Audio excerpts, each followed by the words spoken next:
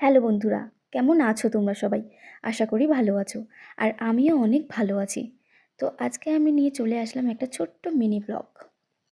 তো প্রথমেই আমি আজকে জলখাবারে নিয়ে নিয়েছিলাম চা আর দুটো পরোটা নিয়েছিলাম, আগের দিন বেঁচে গিয়েছিল এগুলো।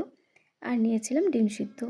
আমরা কিন্তু প্রতিদিন ভাতই খাই, তার সাথে আর কি ডিম সিদ্ধটা খাই। আজকে আর ভাত বানাইনি সকালবেলায়, তাই এই নিয়েই বসে পড়েছি।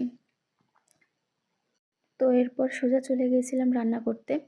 আজকে রান্না করেছিলাম ঢ্যাঁড়স আর আলু ভাজছিলাম এইদিকে, আর ওইদিকে বসিয়ে দিয়েছিলাম ভাত।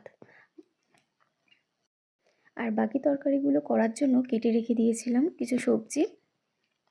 আর এইদিকে একটু ঝিঙে পোস্ত করব বলে তারও সবজি কেটে রেখে দিয়েছি।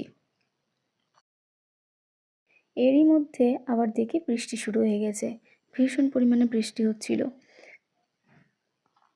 এইদিকে দাঁড়িয়ে দাঁড়িয়ে আমি কিছুক্ষণ বৃষ্টি উপভোগ করার পরে তারপরে চলে এসেছিলাম আবার ঘরকন্নার কাজে। রান্নাবান্না সমস্ত হয়ে যাওয়ার পরে এদিকে আমি গ্যাসটা ভালো করে মুছে নিচ্ছিলাম। বেশি কিছুই না, একটুখানি জলটা ছিটিয়ে দিলাম, তারপরে ভালোভাবে মুছে নিলাম। এতে খুব সুন্দর পরিষ্কার হয়ে যায়। মাঝে মাঝে সাবান দিয়ে পরিষ্কার করি, কিন্তু প্রতিদিন আর হয় না বলে এমনভাবে পরিষ্কার করে নিই, এতেও খুব সুন্দর পরিষ্কার হয়ে যায়। তো এরপর আমি বসে পড়েছিলাম একটা গল্পের বই নিয়ে। এটা আমার প্রতিদিনকার অভ্যেস। আমার খুব ভালো লাগে গল্পের বই পড়তে।